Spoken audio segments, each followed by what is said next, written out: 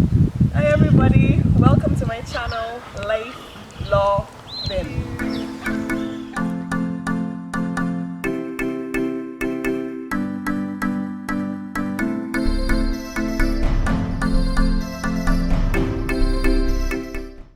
Hello everybody, welcome back to the channel.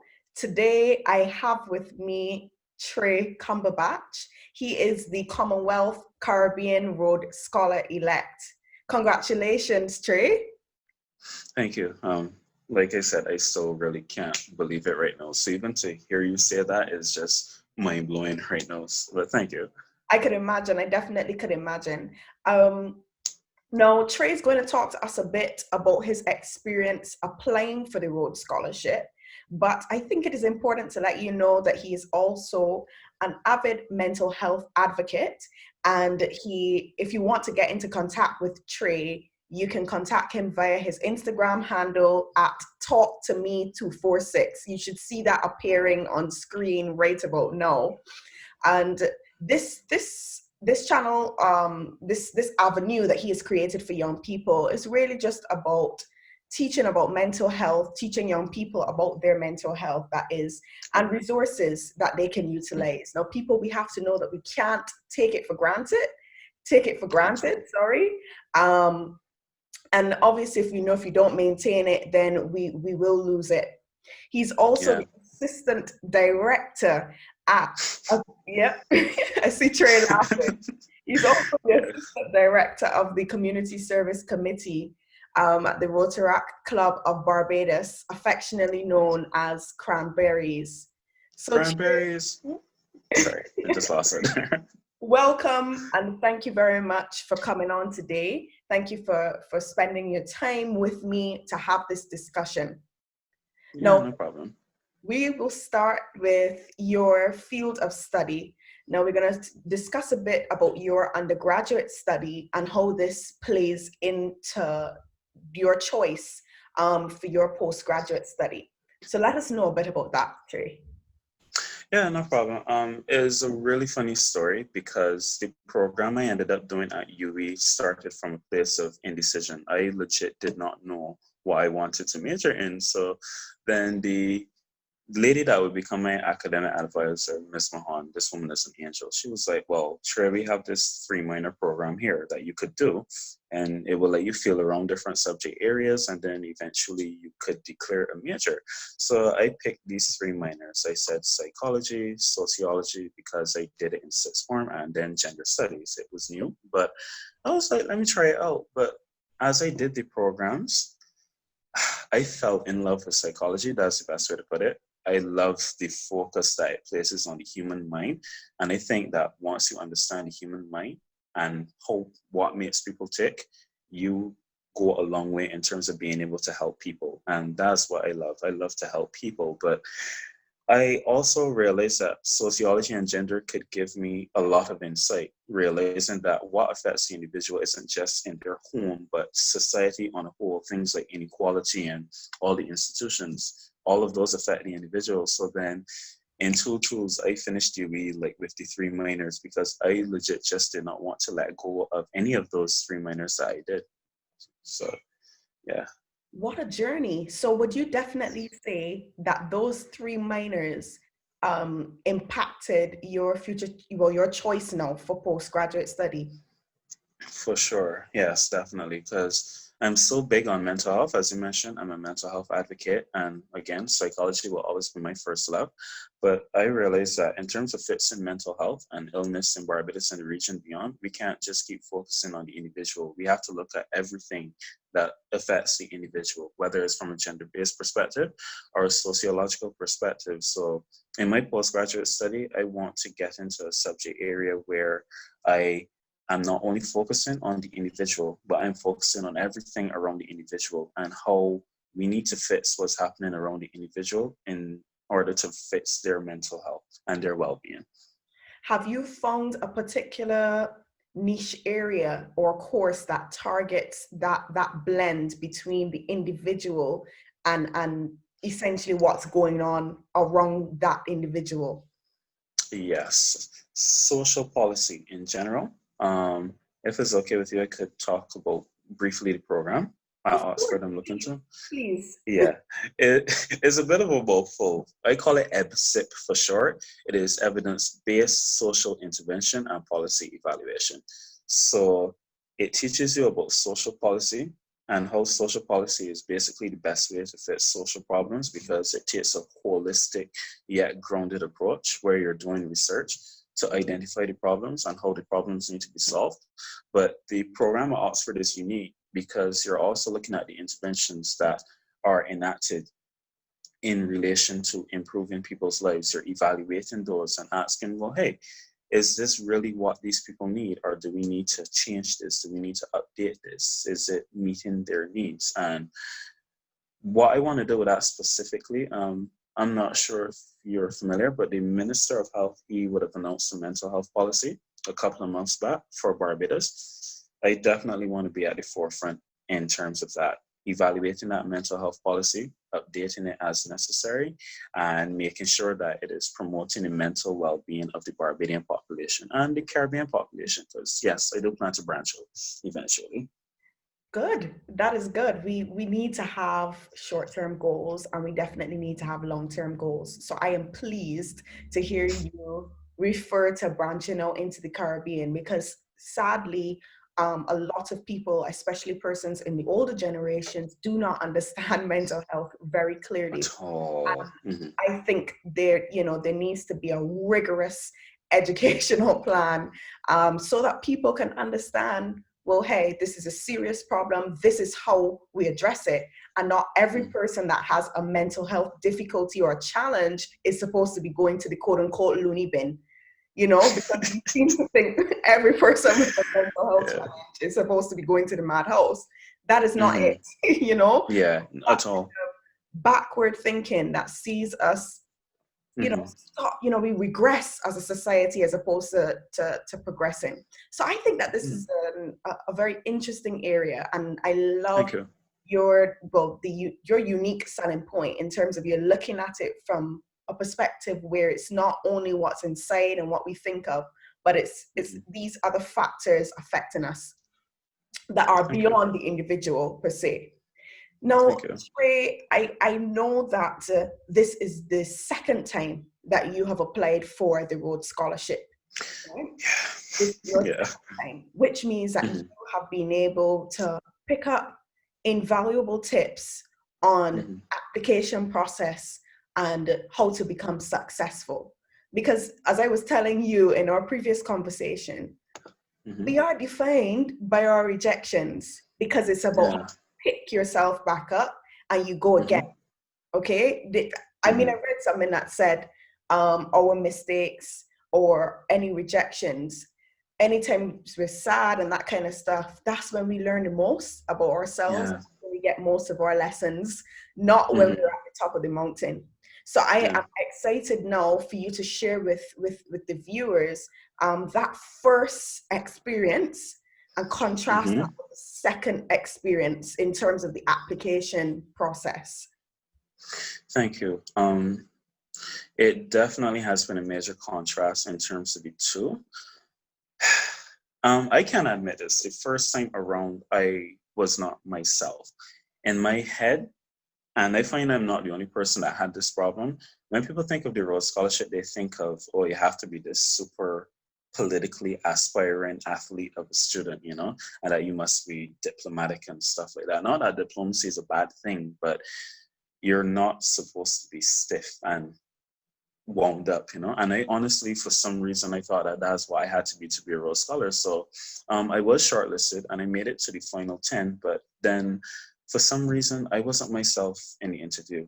I would admit, I felt that I was not Rhodes Scholar material. So I tried to be someone that I was not. And obviously I didn't get through because I didn't really show them me. And I'm actually glad to say that, well, before we get there, I had to do a lot of motivating. I'm not gonna lie. I had to talk to my therapist about it and everything. She was like, Trey, you want to do the masters, you want the scholarship? And I was like, yes, but I'm so scared because, the rejection hurt. It really, really hurt. And I would even admit that I spiraled after that rejection. But I was reading this book, Failing Up by Leslie Odom Jr., And he was saying that, when you come close, that means that you're going in the right direction. There's probably just something that you have to change or tweak a little bit. So then I looked at myself and I said, Trey, you came close. You were among the final 10 candidates that year. What was it that you did? Not wrong, but what was it that, or what is it that you could improve on? And then I realized, Trey, you weren't yourself. You didn't show them you. You didn't show them that passion that you have inside of you for mental health. So it was an exercise, I'm not gonna lie, in terms of like reaffirming myself, making sure, Trey, you got this. You yourself are good enough, regardless of what they tell you in the interview, regardless of the outcome. You owe it to yourself to be yourself. And what do you know? It worked out this time. I was myself. Anyone that knows me knows that I like to joke, I like to banter. I'm a huge football fan. I love sci-fi. I express all of that, but more above all else, I shared my experience with my mental health. I showed them why I'm so passionate about mental health and mental illness, because I've had experiences with those, and I want to make sure that no one ever has to go through what I went through in my later adolescent years. And I showed them that I literally left nothing off the table. And I think that is what allowed me to win it this time, the fact that I was really myself. Wow, impactful, because a lot of us think that Yeah. we need to change who we are in order to impress. And Yeah. I think that's pivotal. But you also mentioned something there. Mm-hmm. I think you may have overlooked it a bit, but I want to highlight it. You said that you were talking to your therapist. Mm-hmm. Therapist, okay? I have Yeah. to repeat that word, because a lot of men Yeah. are known for, it is macho for you to bottle up your feelings and to not deal with your feelings. Women are, Mm-hmm. um, for lack of better terms, and using the gender stereotype, we are the Mm-hmm. emotional ones. We are the ones that Yeah. are allowed to cry. But men, Mm-hmm. you are the man of the house. You are the ones, quote unquote, leading. You don't get to Yeah. cry. You don't get to talk Mm-hmm. about your problems. You have to bottle it up. So I just Yeah. highlight that you went to a That's therapist. fine. How long have you been going to a therapist? Since March. So I would probably say this is about 9 months now. And I'm not gonna lie, I'm glad that you touched on like notions of masculinity and stuff like that, because I wrestled with that myself. I was like, Trey's a big man, you're supposed to be strong, you're not supposed to be like doing this whole therapy shtick. But then I was like, you can't be telling people, oh, go to therapy, work on your mental health, and you're failing to work on your own. Like, I would say that is hypocritical. And honestly, I just got tired of getting to a point of constantly breaking down and being left in a dark place. And I was like, you know what, Trey? Forget the masculinity, forget that. You owe it to yourself to work on yourself. If therapy is what you need, that's what you need. And because of therapy, I've learned that in our culture, we tend to equate asking for help as a sign of weakness, but asking for help is the biggest act of strength any human being can do. It takes so much out of you to admit, hey, I'm struggling. I can't get through this on my own. But there are people out there, and including therapists, paid professionals, who are willing to help you navigate your problems and your issues. So honestly, 2020 has been, let's call it a year for now, but I would say that therapy is the best decision I've made this year by far. Whoa, whoa. And I know that I am very much guilty of, I know I'm quite harsh on myself. So I Mm-hmm. definitely know that I'm guilty of feeling like it is weakness when I'm like, oh Mm-hmm. gosh, I can't take this anymore. I need some Mm-hmm. assistance, or mommy, daddy, X and Y is the case, and I'm feeling weak and I'm feeling sad and down and out. You Mm-hmm. feel a bit embarrassed. Like I Yeah, don't know where yeah. but you feel embarrassed to say, actually, help me, I'm struggling. Yeah. It's like, hi, yeah. You feel a bit embarrassing. You feel like you're taking up people's time. But I'm glad that you Mm-hmm. touched on that, because I think too, people see therapy as a foreign concept as well. People see it as, okay, Mm-hmm. it's for rich people. Some people see it as it's just for the rich. Some people see it as Mm-hmm. it's the persons in the quote unquote first world countries that access it. we don't really, most of the time, maybe because we come up in a cultural context where people tell you, look, get on with it, yeah. Like You know, brush it off and just move yeah, on, get on it's with a it. mind thing. So I'm glad, and that you did highlight that you do attend therapy. I think that that's going to inspire many, and a lot of people will seize that opportunity to seek help as well. Yeah, And I no think you would problem. also highlight that it's not only therapy, it's not only for when you're in a dark place. You can Mm-hmm. go to therapy when you're okay, because I I feel like it would help you Yeah. manage those Mm-hmm. uncomfortable situations. No, Um, for sure. Cause yeah, sorry, I didn't mean to cut you off, but no, no, no. I yeah, finished my sentence. yeah. But that is one of the biggest misconceptions surrounding therapy. That one, you only go when you're struggling, and two is just talking to someone about your problems. There's so much more than that. They listen to you, they let you talk, but then they also help you to change your mind structuring. They challenge your thoughts. Like, I'm not gonna lie, in March, up to March, I was very negative in terms of my thinking. And my therapist, she let me vent. But then after a couple of sessions, she started challenging me. She was like, Trey, is the world really out to get you? Do you really need to be reacting like this? Not in such a blunt manner. She's very gentle, but in more like, let's think about this from another perspective, all of that. And the more you practice it, the more your thinking changes. And then when your thinking changes, everything around you starts to change. And Wow. when I say therapy is transformative, I'm not exaggerating. It's literally a transformative experience and process. Wow. So, given the first attempt, and you Mm-hmm. got very far, so congratulations to for making it that far. Um, Mm-hmm. Thank you. and you explain what you would have taken to the second round.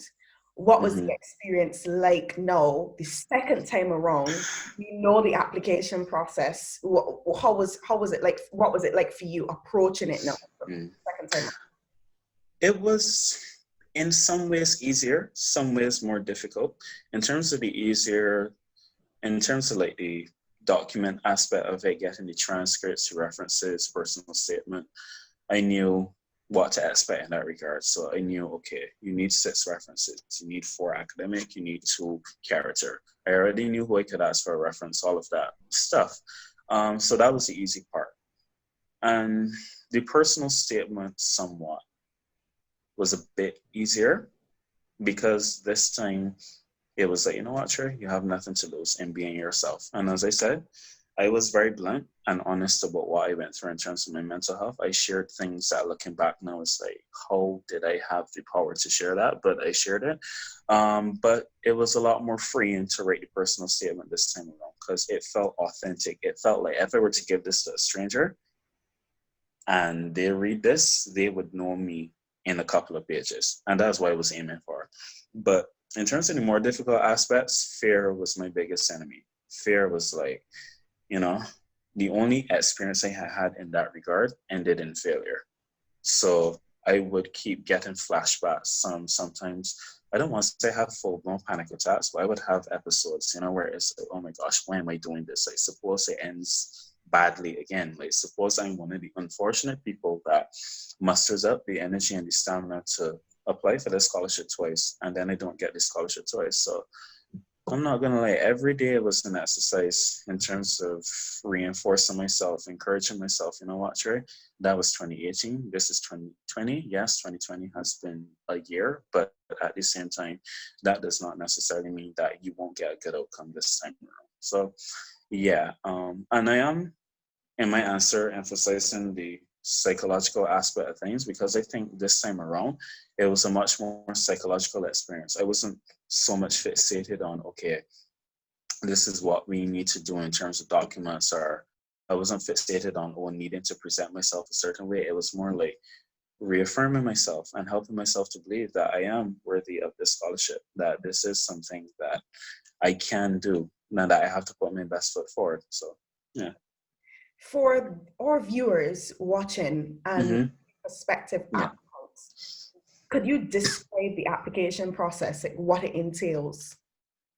Yeah, sure. So The main thing you want to do first is make sure that you're eligible. Eligibility is that you have to be from one of the constituencies. So if you're from Barbados or any country in the Commonwealth Caribbean, you're eligible, and you can't be 24 before that round of applications finishes. So for me, I was fortunate because I literally turned 24 a couple of days after I won the scholarship. So yeah, but you have to have a bachelor's degree for sure. That goes without saying, and you have to get it at a certain level. So that's where you would get your transcripts and stuff like that. The English language requirements, you don't really. That goes without saying. Once you're in the Commonwealth Caribbean, you speak English. Um, yeah, and there's the eligibility criteria on the website. So the applicants or the prospective applicants, you can go on the Rhodes Trust website. They have a whole playlist there that is very helpful that will show you the application criteria. But once you establish that you're eligible, then you will go collecting your documents, your transcripts, you get in contact with your references. Again, you need 6. 4 would be academic. So people make friends with your lecturers. I'm just kidding. Don't make friends with your lecturers just for references. But you will need 4 academic references and 2 character. And forgive me, it's still been a lot. So I'm just trying to refresh. Yeah. Right. So once you get that, I always tell people then the biggest thing to focus on is your personal statement. You have to write the personal statement. And without going too deep into the personal statement, they want to know who you are, what matters to you, and what you're looking to do in this world. So self-awareness is key in that regard. So as part of the process, I very much recommend that people sit down with themselves and ask yourselves those questions. Who am I? What do I stand for? What do I care about? What needs fixing in this world? And how will studying a program at Oxford help me to fix what is wrong with the world? So you submit the application and the documents. Applications usually close, I believe, the first Wednesday in October. And then from there, it's pretty much a waiting game. You wait until you get an email telling you that you've been shortlisted. And I'm not going to lie, it is a very competitive process. So even to be shortlisted is an achievement in itself.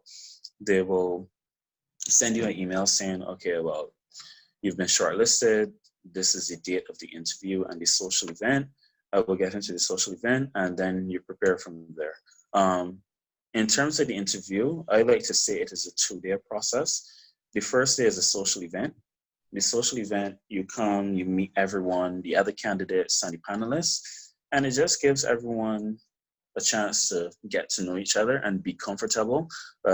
Then the interviews are the next day, and the interviews are usually done across the entire day, and they make the decision the same day. So I'm not gonna lie, it's a very emotional experience. That's not in the way of deterring people, but you do have to brace yourself for that.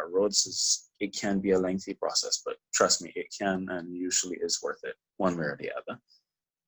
Do you have any tips for those people applying? I noticed you mentioned something quite unique. There is a social event, and then obviously people know about the standard interviews. But do you have any tips regarding?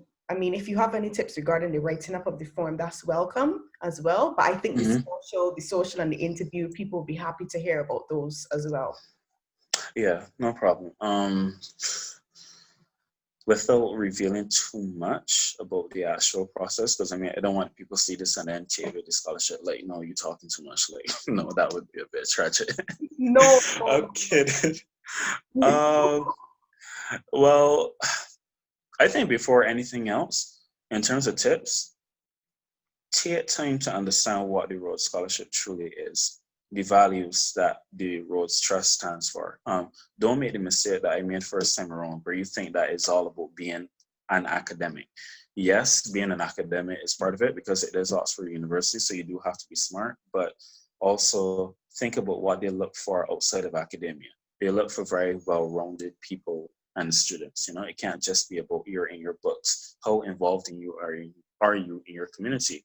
How much do you care about your community, and what evidence is there to show that you do care about the community? But yeah, don't rule yourself out, please. It can be daunting when you do go on the website and you see the profiles of the scholars and you're like, oh my gosh, like these people are superhumans, but please don't rule yourself out. Please don't rule yourself out. More likely than not, you do want to be, uh, you do have what it takes to be a Rhodes Scholar. Um, yeah, I apologize. I can be a bit long with it. I usually have a lot to say. No, you're giving details. That's fine. You're not being long-winded. Um, Okay. yes. Okay. I think those are some helpful tips because some people definitely do feel like, okay, should I apply? I don't think I'm good enough. So I think those are generally some helpful tips. Now, Yeah. we know that you touched already on what you will study at Oxford. So I'm going to Mm-hmm. go ahead and ask you about your next steps. Um, Mm-hmm. Preparation. Tell me about your preparation for the journey and when you expect to be in the UK, that kind of thing. Yeah, no problem. So the main thing now, I have to sort out the Oxford side of things, making sure that I get into the course that I'm playing for and whatnot. So unfortunately, well, no, let me say fortunately, because it is a blessing. I do have to complete an application to Oxford University now, but once that goes through, the scholarship is there and confirmed, it would be a matter of sorting out the more practical side of things. So getting my student visa, saving some money. I am on a scholarship, but having money on the side never hurts. For that, I would need a job. So honestly, if anybody out there is hiring, hi, I'm Trey. I can, I'm kidding. But yeah, in all seriousness though, it would just be starting out the practical side of stuff. I would be leaving in late September because the course starts in October. Uh, yeah, I can't give too much by the way of details because if anything, 2020 has taught us to expect the unexpected.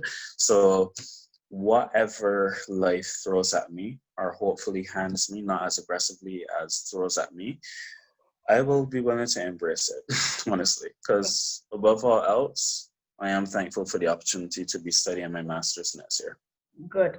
Um, that's an important point you touched on there. COVID. COVID Yeah, definitely has taught us to be prepared, live in the know, and then expect the unexpected. That's it. for sure. Yeah, for No, sure. I know. Is there anything you want to make reference to in terms of your mental health advocacy? That page, Talk to Me 246. Is Hmm. there anything on that page particularly that people can find? How often can they get into contact with you? Do you have any posts, any kind of live sessions, that kind of thing? Hmm. Well, I would admit we are a bit on a hiatus right now, but that's because my life has been crazy over the last couple of months. But there is still content there on the Instagram. My favorite is our Sticks and Stones series. We try to debunk myths surrounding mental health and illness. It's a play on the whole phrase "sticks and stones may break my bones, but words," just to let people know that words can hurt, and the things that you say to people can have a very detrimental impact on their mental health. So in that series, we try to provide people with tips on what to say to someone struggling with anxiety, depression, that kind of thing. And we also collaborate with a platform called Levy Chat. Well, is Levy Create now, but it's my friend Glenn's platform. And you could also check out the channel on YouTube is Levy Create. And we talk about a host of issues affecting young people, mental health and relationships, mental health and the church, that kind of thing. So yeah, definitely check us out. Talk to me 246 on Instagram. And by the beginning of next year, I promise we will be back up and running in terms of the social media content. Now, in the interim, if there are any persons that want to reach out to you, is there any, Mhm. Right. is there any social media platform that they can reach out to you by? Can they message that same Talk to Me 246, DM that, slide into that, slide into those DMs? Yeah, no, definitely. Yeah, you can DM us. You could even email us at talktme246@gmail.com. You could shoot us an email, or you could feel free to reach out to me on my personal page. Facebook is my name, Trey Cumberbatch. And I could always direct you then to the talk to me, or even have a one-on-one session with you. I'm a pretty open person, to be honest, so I wouldn't mind that. Okay, and currently, last but not least, currently, Trey, what are you Mhm. doing right now? what have you been doing for these last few months while you were awaiting news from Rhodes? Well, I've been on the other side of the fence in terms of the lecturer to student relationship. I crossed over to the dark side of lecturing. I was a part-time psychology lecturer at the KFL campus. I taught the Introduction to Psychology course. It was honestly an amazing experience to be on the other side, but then to be in a position where you're molding young minds, instilling within them that passion for psychology and mental health, and then realizing, well, hey, I'm not much older than a lot of my students. So it was mind blowing that I got the opportunity to be in that position in the first place. That pretty much took up most of my time for the last couple of months. Class only finished a couple of weeks ago. So as of now, I'm just relaxing and enjoying the fruits of my hard work. You know, the last couple of months, it was literally roads and lecturing. And now that I have some downtime, I'm just taking it all in and enjoying the blessing. Definitely. That sounded as though it's a fantastic opportunity. You got to It interact was. with young people. You got to teach them, talk to them about something you like. Now, what can we expect from Trey in the future? Look out for me in the area of mental health for sure. I will keep advocating for mental health. I will be chasing every platform I can find, and I will be looking for opportunities to teach young people about their mental health. Any more career aspect of things.